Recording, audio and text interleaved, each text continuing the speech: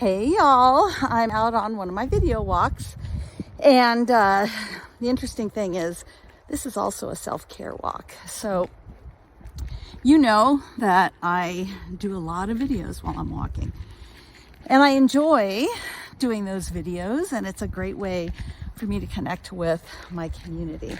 I also really enjoy a nice quiet walk, and sometimes that's hard for me to get because my lovely husband also likes to go on walks with me and with our dogs. So today I said, hey, let's you and I go on a walk, and then I'm going to take a video walk, which is this one that we're on together right now. I am going to shoot this 90-second video and send it to my administrative assistant. And then my phone's going in my pocket, and I'm going to enjoy a quiet walk alone because I just need some thinking time.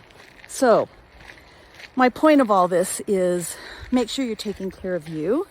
Make sure that while you're taking care of others, you're also doing the things you need to give yourself time, to give yourself space. And sometimes that means taking a video walk that's about 2 minutes of work so that you can enjoy about an hour all by yourself.